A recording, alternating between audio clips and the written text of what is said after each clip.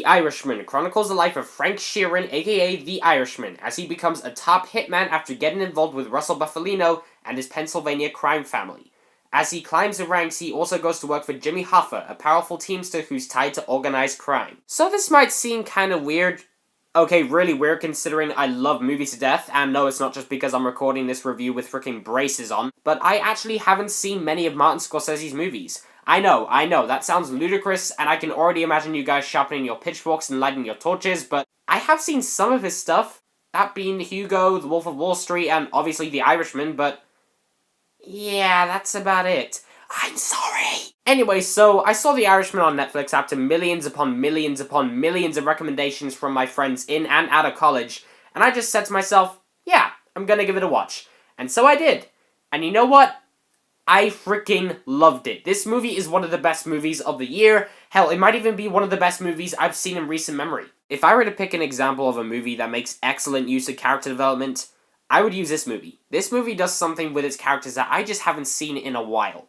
This is a movie that actually lets his characters think on screen.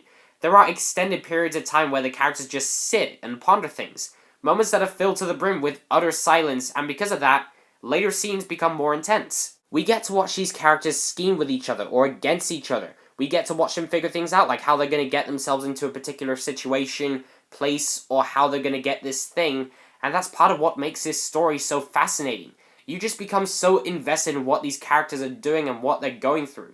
Throughout the whole movie, you get the sense that the filmmakers wanted to go into what's in the minds of these people and very subtly dissect them, which is done masterfully. It's also a fascinating movie because of the story of Jimmy Hoffa, an American labor union leader who served as the president of the International Brotherhood of Teamsters from 1957 to 1971. The story of this guy is really well known amongst a certain generation of people, and now it's basically become mythic in a sense.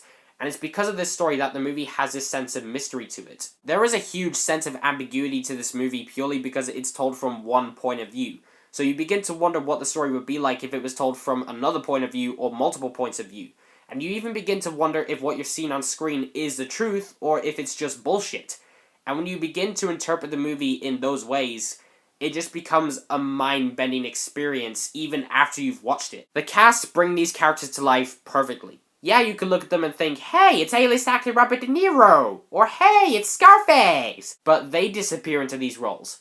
After the first 5 minutes, I actually forgot that these guys were actors because they just become these people and it creates this perfect illusion that they're real. And yeah, this movie is based off a story that may or may not be true, we really don't know, but these actors play these roles absolutely phenomenally. Robert De Niro gives possibly the best performance I have ever seen him give. He blew my mind in this movie because he just felt so real as his character. His performance in this movie is actually within my top 3 favorite performances of this year. De Niro is really restrained in his line delivery, so much so that it feels like he's improvising his lines.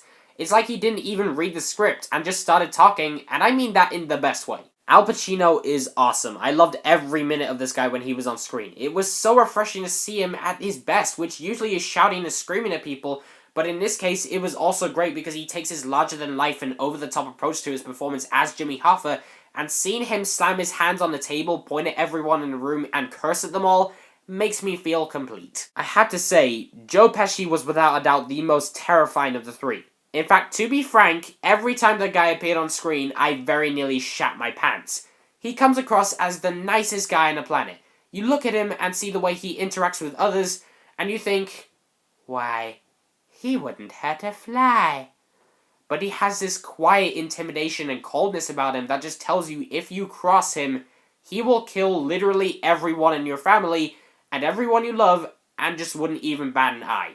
Like, at all. A lot of this movie is pretty much quiet intimidation. Even though this movie is basically just guys sitting around and talking, it's just such an exciting movie because of the performances, Martin Scorsese's ridiculous talent behind the camera, and the editing, especially in this movie, is mind-blowing. The editing was one of the things that stuck out to me the most about this movie. It's not too flashy with elaborate camera angles or cuts, but at the same time, it's not completely restrained. It's somewhere in the middle of the two, and that balance creates a really weird but exciting way of viewing this movie because of the way it's cut together. Thelma Schumacher is a legend in editing, and she proves that here wonderfully. This is some of the best editing I have ever seen. There is a 20-minute sequence in this movie that is one of the most suspenseful and heart-pounding sequences I have seen in a long time.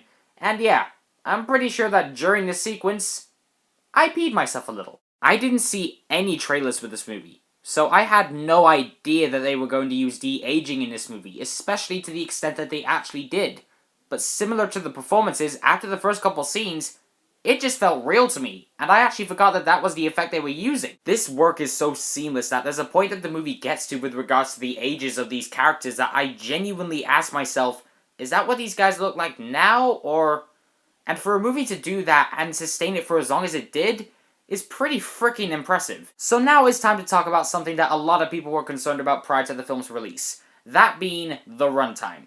This movie is 3 hours and 30 minutes long, and believe me when I tell you, that is fracking long. For the most part, I didn't really notice it. There are a couple scenes near the beginning of the movie that drag on for a little too long, but other than that, The Irishman feels 45 minutes shorter than it actually is. It feels about as long as Avengers Infinity War did, and I love that movie so much that every time I watch it, it feels like only 20 minutes has gone by, and even though there are some scenes in The Irishman that do drag, it didn't feel that long to me because I was so invested in the story, the characters, and the filmmaking in general. The only other real issue I had with this movie was the character of De Niro's daughter in the film. We see her as a young girl a lot more than we see her as an adult when she's being played by Anna Paquin, and she is very integral to De Niro's arc in the movie, but it didn't really have that much of an impact, I think, purely because of her lack of screen time. If they had given her more screen time, her role in the movie, both performance-wise and character-wise, could have been a lot more impactful. The Irishman is one of the best movies I've seen in years, and it's basically shown me that I really need to watch more Scorsese movies because, oh my days, this movie is incredible. Sure, it's not perfect, but as a film that is so focused on its narrative and characters, this movie was just absolutely riveting from start to finish. With that said, The Irishman gets a 9.6 out of 10. So that was my review of The Irishman. I do hope you enjoyed this video, guys. Thank you so much as always for watching. But before I go, I would just like to ask you guys, what did you think of The Irishman? Did you think it was good? Did you think it was bad? Did you think it was somewhere in the middle? Please leave your thoughts down in the comments below, and I will indeed see you guys in the next one. Until next time, take care.